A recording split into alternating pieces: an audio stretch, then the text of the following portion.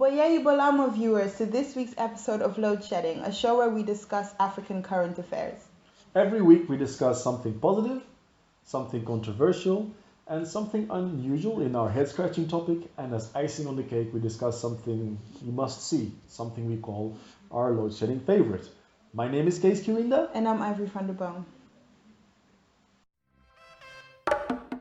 This week we celebrate the International Women's Day on the 8th of March with the theme Pledge for Parity, that is, Pledge for Gender Parity. Gender parity is advocating for gender equality in all facets of life for the betterment of the economy. As an economic imperative, gender parity is linked to economic prosperity. It sees the advancement of women in leadership positions as central to business performance and economic affluence. So gender parity is an attempt to eliminate gender disparities? Quite interesting, because gender equality is a very important aspect in today's society, especially in developing nations where there's a tangible inequality between the genders.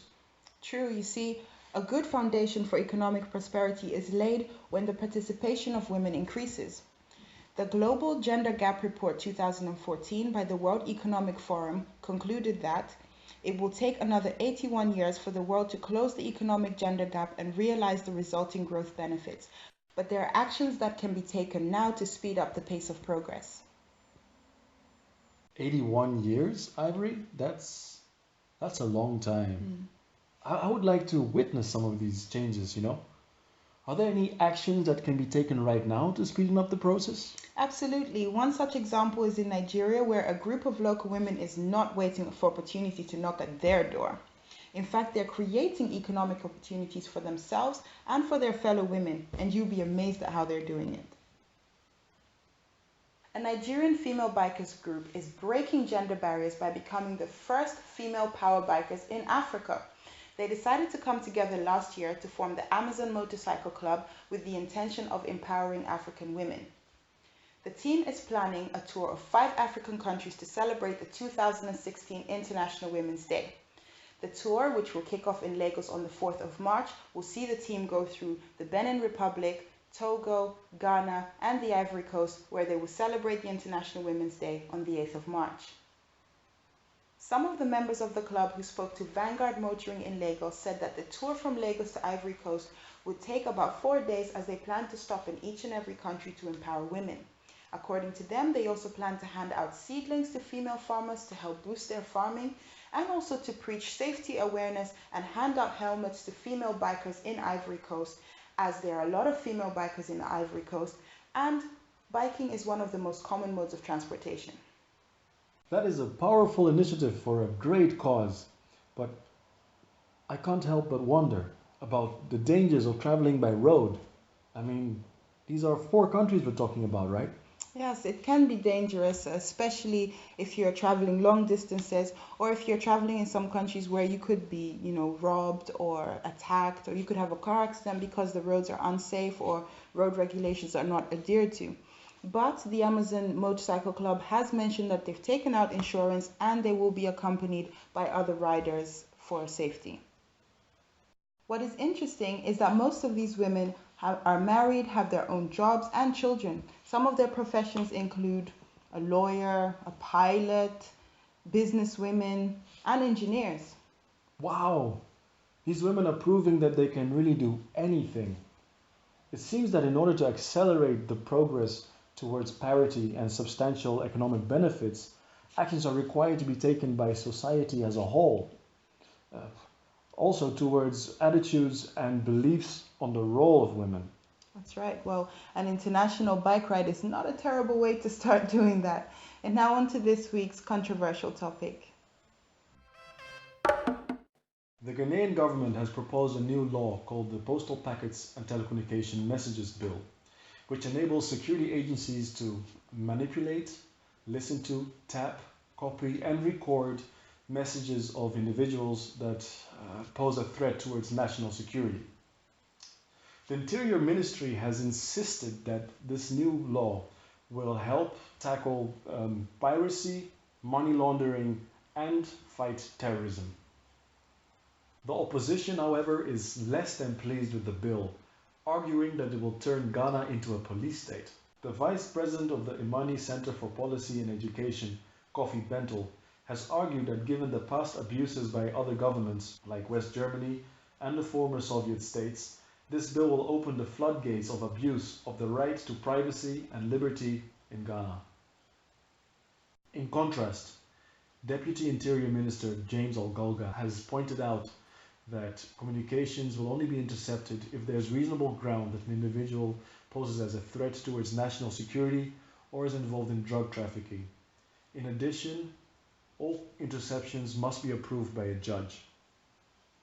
Now, in response, Mr. Bentel has stipulated that there is a clause in this proposed bill that allows the National Security Coordinator to instruct one to listen to calls for 48 hours without needing an approval from the judge.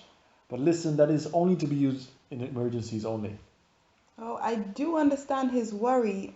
Countries like West Germany and Russia did use this technology to abuse people's privacy, and that was way before people had mobile phones.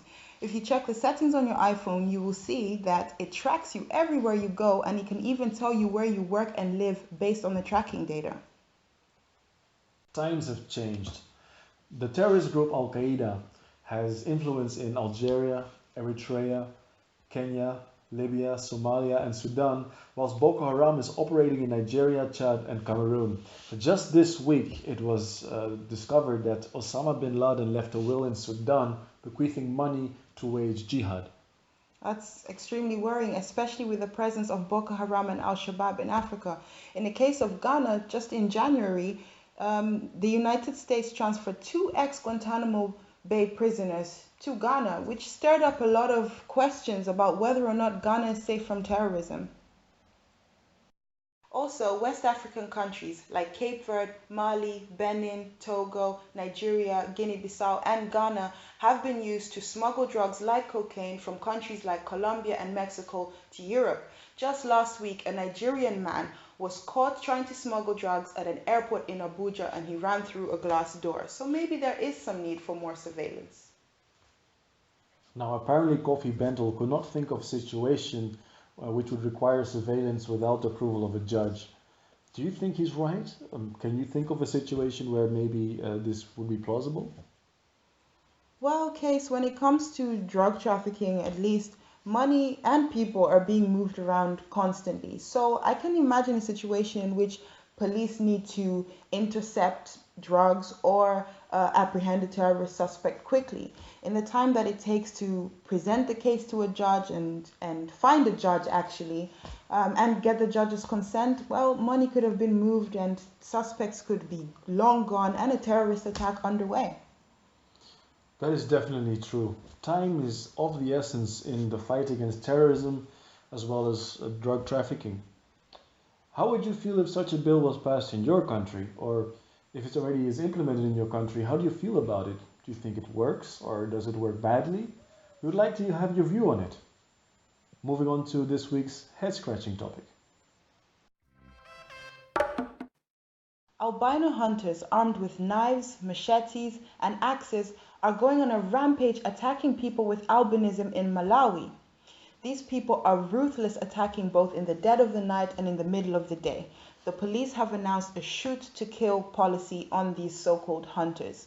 Case, could you please explain to the viewers what albinism is? Albinism is a rare genetic condition where people are born without pigmentation in their hair, skin, and eyes. Many who have it are visually impaired and more vulnerable to sunlight, putting them at greater risk for developing skin cancer. Could you tell me more about what's going on in Malawi?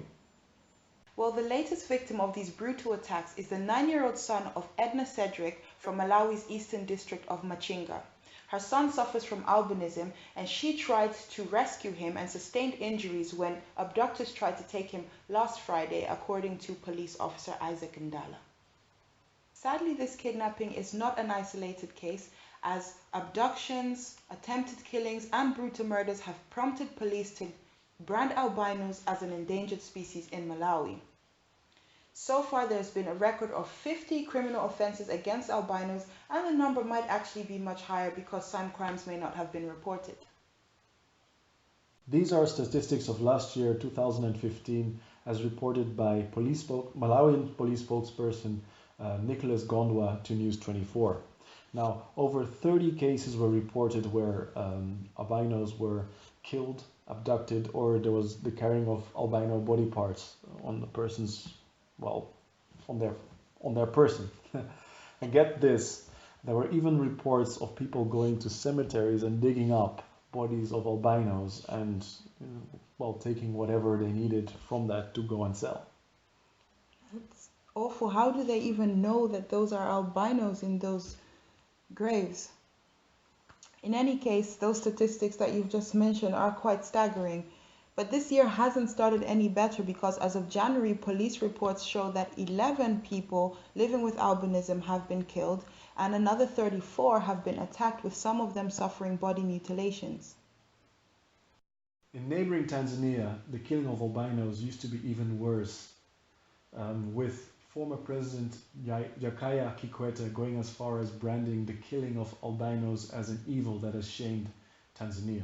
What makes this even more worrying is that albinism is particularly prevalent in Tanzania, with 1 in 1,400 affected according to a 2006 BMC public health report. So, that was regarding the time then. To compare this, 1 in 20,000 people would be an albino in Europe. So that is quite a big difference. The reason why there are more albinos in Tanzania is, according to some researchers, that inbreeding is, well, a big factor. For those of you wondering why on earth albinos are being killed, you'll be shocked to find out what the answer is. Both in Tanzania and Malawi, people believe that the bodies of albinos carry a potent charm.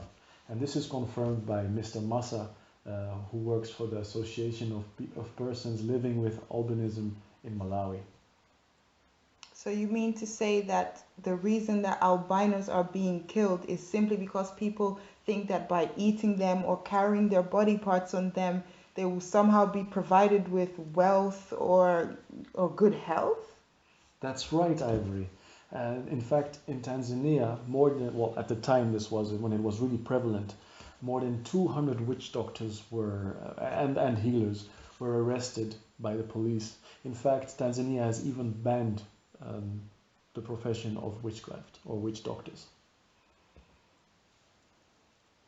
Now, there are many baseless superstitions out there regarding albinos, where their bodies can be used to get you rich quick, or whether when you have sex with an albino that it can cure HIV and AIDS, or even that you can become visionary or look into the future with the eyes of an albino. In fact, in Tanzania, it even gets so bad that politicians have been enticing people to kill albinos because they believe that by possessing such a body, they can win an election. To make this even more disgusting, the Red Cross has stated that selling the full set of a body of an albino can fetch up to $75,000, which makes this disgusting crime even worse. Now, Ivory, in Malawi as well, there have been reports of people killing albinos for money. Now, they've gone as far as relatives selling their own albino brothers, sisters, fathers, mothers, grandmothers, grandfathers, by killing them and then selling them off selling them for money. Now, for sound reasoning's sake, if you have an albino brother, sister, mother, father, grandmother, or whatever, wouldn't it be better if they're alive and kicking, and then that they would, if they were really such lucky charms, you'd be wealthy because of that? Well, Kees, not everyone is smart enough to realize that albinism is not a lucky charm. Albinos are not charms. It's just a genetic mutation, nothing more. And I honestly don't know what we can do to stop people killing albinos. Maybe education, once again, here is the key. But Tanzania has banned the practice of witch doctors, so maybe that will help. That will remain to be seen. But let us know, viewers, if you think that it's enough. Should they do more to stop this? And if so, what should they do? What can they do? And now on to this week's load shedding favorite. With International Women's Day upon us, we're going to look at a woman who managed to turn the hyacinth plant into a thriving business. Achenyo Idachaba from Ikorodu, Lagos, noticed that the hyacinth plant was invading waterways, which in turn hampered economic livelihood like fishing, marine transportation, and trading. Now, whilst most people would see this plant as a nuisance, she saw an opportunity here because she did further investigation, harvested the plant, dried it, and made long ropes out of it, which in turn made into various products like baskets, purses, tableware, etc. Now, in doing so, not only has she helped these riverine communities turn their adversity into a prosperity, she's also helped them come up with a new source of income in the meantime. Wow, that's really making the best out of a bad situation. You know, these baskets have a decorative, monetary, and a practical value. We should all try and look at what we can do to better our own communities. Say, Kees, do you own any African crafts? Not yet, but ask me again in about a month or two. I'll have some by then. You know, these baskets, they look amazing. Well, if you get one, get me one too. I'm going to use it when I go to the supermarket. And if people stare at me, I'm just going to assume that they're looking at my beautiful basket. Well, that's it from us this week. Please don't forget to give us your views on the topics that we've discussed today. Don't forget to tell us how to greet in your language, because we'd love to hear from you and we will implement that for sure.